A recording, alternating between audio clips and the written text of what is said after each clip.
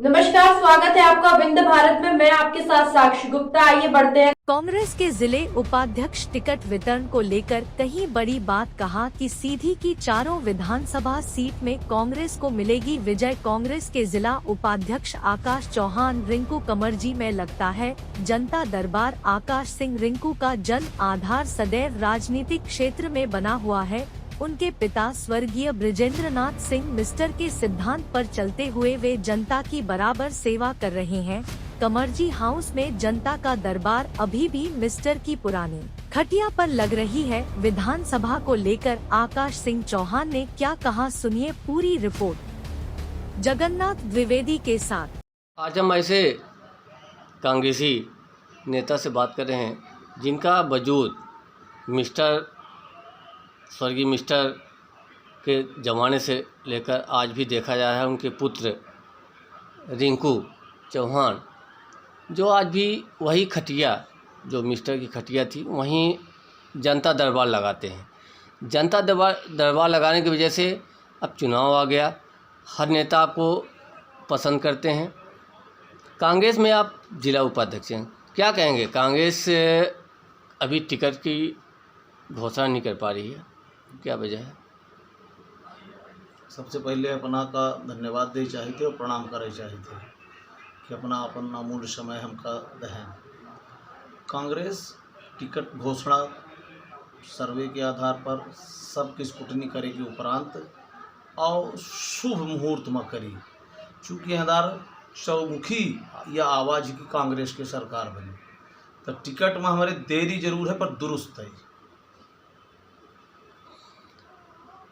विधानसभा चुनाव को लेकर भाजपा काफ़ी सक्रिय हो गई है, क्लासें लगाती हैं, जिस तरह स्कूल में क्लासें लगती है। कांग्रेस इसके लिए कोई अभी विशेष अभियान नहीं चालू की है। यह कहा अपना खातिर लाजमी नहीं आए, क्योंकि अपना सोशल मीडिया, प्रिंट मीडिया सबसे जुड़े हुए व्यक्ति हैं। कांग्रेस के लगातार बैठक चल रही हैं और कांग्रेस के जो वरिष्ठ नेता हैं उनके दिशा निर्देश में, मार्गदर्शन में कार्यकर्ता सब काम कर रहे हैं। एहदार के परिदृश्य हम सीधी जिला के बात करी लाए कि चार के चारों विधानसभा कांग्रेस के झोली में नहीं एक हम आज अपना से चैलेंज करी लाए। सीधी विधानसभा क्षेत्र में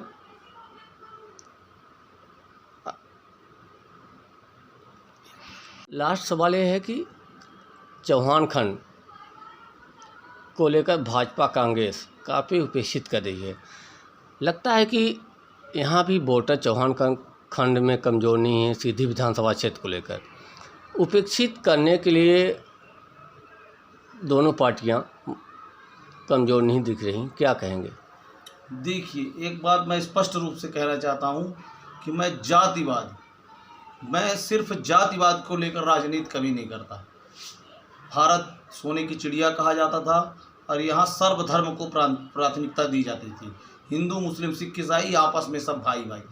जाति का, वर्ण का विभाजन जो पूरे विश्व में सिर्फ भारत देश है कि यहाँ कई जातियाँ हैं, तो जाति को लेकर मुद्दा उठाना ये गलत बात है। काम करने वाले को, जो जनता के बीच में सेवा करने वाले को प्राथमिकता दी जानी चाहिए। चौहान खंड बार-बार कुमार जी और मेरे पिताजी का एक अलग अलग कोटेशन था। इंद्रजीत कुमार जी कहते थे कि सबसे सेवक धर्म कठोरा, और मेरे पिताजी स्वर्गीय बृजेंद्रनाथ सिंह मिस्टर का उनका कोटेशन था कि निरंतर कर्म यही मेरा धर्म। प्रयास करना चाहिए, सेवा की भावना होनी चाहिए।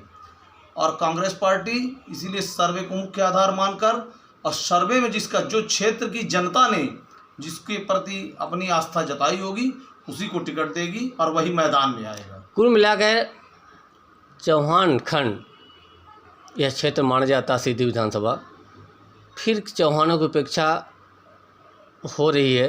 क्या लगता है कि अभी कांग्रेस टिकट घोषित नहीं की है, लगता है कि चौहान को महत्व मिलेगा? बिल्कुल मिलेगा, क्यों नहीं मिलेगा। ये चौहान काम करेंगे, काम किए होंगे, क्षेत्र में लोगों के बीच में गए होंगे, तो निश्चित रूप से उनको मौका मिलेगा, और क्यों नहीं मिलेगा। और हर चीज़ पार्टी के ऊपर नहीं छोड़ देनी चाहिए। अपने खुद ही को कर बुलंद इतना कि हर तकदीर से पहले खुदा खुद बंदे से पूछे बता तेरी रजा क्या है। हमको अपना पावर दिखाना पड़ेगा, जनता के बीच में अपनी पैठ दिखानी पड़ेगी कि हमने सेवा की है, उस सेवा के आधार पे वोट मांगना होगा और जिसने सेवा की है उसको टिकट मिलेगा। ये मैं आज आपसे वादे के साथ कहता हूँ। सीधी विधानसभा क्षेत्र में सांसद को प्रत्याशी घोषित होने के बाद क्या मानते हैं? केदार शुक्ला जी विधायक थे, उनके साथ अन्याय हुआ। अन्याय को आप किस तरह से मानते हैं कि अन्याय हुआ? ये तो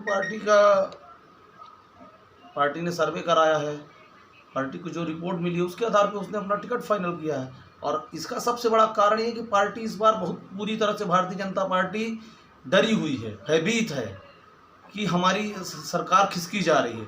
इसके लिए केंद्रीय मंत्री सांसद को चुनाव मैदान में उतार रहे हैं। हाँ, एक बड़ी बात है कि भाजपा डरी हुई है, केंद्रीय मंत्रियों को उतार रही, सांसदों को भी उतार रही है। सीधी में भी भाजपा के प्रति जनाधार कमज़ोर होने की वजह से सांसद को उतारा गया है, मानते हैं? हाँ बिल्कुल उतारा गया, सांसद जी मैदान में है, पर उससे कुछ नहीं होने वाला है। अब वो समय जा चुका है। मैंने विधायक जी के आज के कुछ दिनों पहले एक इंटरव्यू में कहा था कि धरा का प्रमाण यही तुलसी, जो जरा सो बरा, जो बरा सो बुताना। तो ये जल रहे हैं, अब इनका बुताई के टाइम आ गया है। परिदृश्य सामने है अपना कि प्रीति पाठक जी का नहीं जाए जे का उतारा, सांसद जी का नहीं जाए जे का उतारा, ओकर कौनो दाल नहीं गले वाली है। इधर सीधी विधानसभा कांग्रेस के झोली में। सीधी विधानसभा आप बोल रहे हैं, लेकिन कहीं न कहीं कांग्रेस अभी प्रत्याशी तय नहीं कर पा रही है, उस पर क्या कहेंगे?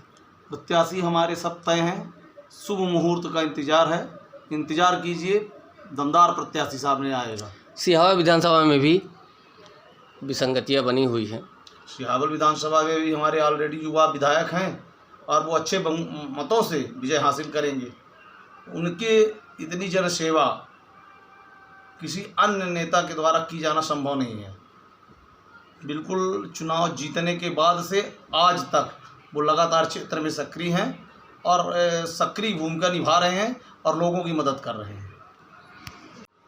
लगभग जहाँ तक मुझे संदेश मिलता है, हर पार्टी के नेता, भाजपा हो या कांग्रेस तो आप पदाधिकारी हैं, आपके साथ भाजपा के कुछ नेता भी संपर्क में लगे रहते हैं कि मेरी मदद करिए, क्योंकि आप ऐसे घराने के हैं कि हर लोगों की मदद की ज़रूरत होती है।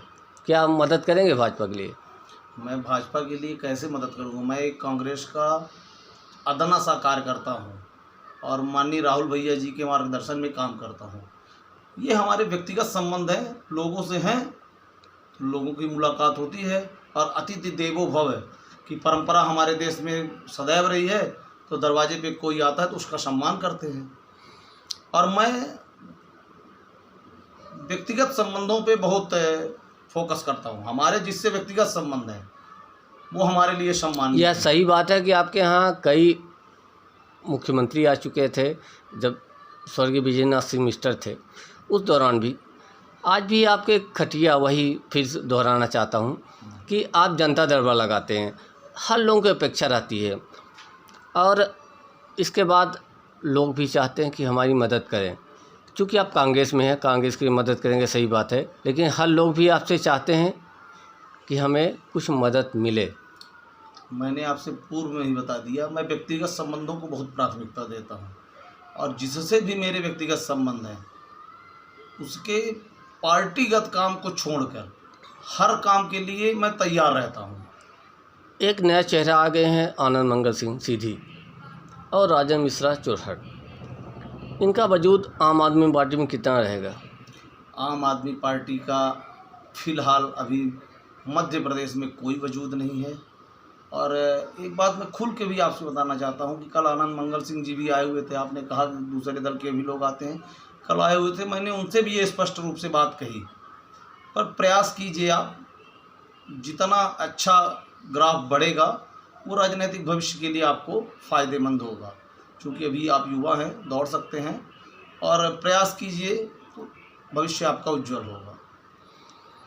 फिलहाल के लिए इतना ही। खबरों का सिलसिला लगातार जारी है, बने रहिए हमारे साथ। नमस्कार।